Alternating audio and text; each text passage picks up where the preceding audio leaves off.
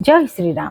आपण को ओडिशा ब्लॉग निरुपमा को स्वागत करुच्ची। फ्रेंड्स देखंतु अपराजिता गछ, अपराजिता गछरे आपण माने कहउचंती जे छोट छोट फूल फुटुची आउ बड़ा बड़ा फूल फुटुनी। मु लॉन्ग वीडियो देइछि फ्रेंड्स, आपण माने देखंतु भल भाबरे घरोई खत देई आपण माने केयर नै जानतो। देखिबे गछ बहुत ग्रोथ हम आ फूल यथेष्ट आसो। आपंकर ब्रांचेस बहुत आसो। आपण ए ब्रांचेस गुड़ी को जिते आपण कट करेंगे से बहुत अधिक ब्रांचेस हम, किंतु मोर जेहेतु मुझे डिजाइन करुच्ची से मु आ कट करूनी, मु ब्रांचेस को रखुची टिके ग्रोथ होगापाई। नचेत आपण ए ब्रांचेस को टिके टिके एहीपरि भाबरे कट करनेबे। जेते कट करेंगे सेते आपणकर ब्रांचेस अधिक आसीबो, आपणकर फूल मध्य यथेष्ट पाइबे।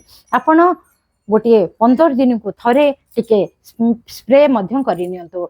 ए नीम ऑयल गोटे लिटर 5 ml पकांतु। आपण डिश वाश किंबा हैंड वाश पकई आपण टिके स्प्रे करनियंतु। देखिबे बहुत बढ़िया हम गछटी। आपणकर गछरे पोक लागबनी। आ मो लॉन्ग वीडियो रे देइची केमती तरल खत देइची, आ मध्य देइची आपणकर आवरी खत मध्य देइची। आपण सुखा खत से खत मध्य देई परिबे। आपण केमती केयर नैची, आपण केयर नै आपण गछ को भलरे रखंतु। आ निश्चित भाव में सकारात्मक ऊर्जा आसीबो आपनक घर को। आपनकर जेते गछ ग्रोथ हबो, फूल फुटिबो, आपन घर को सेते सकारात्मक ऊर्जा आसीबो। आपण माने देखंतु, करंतु, नै जानतु, ए काम करी निश्चित भाव में फूल यथेष्ट पांतु। रहिली।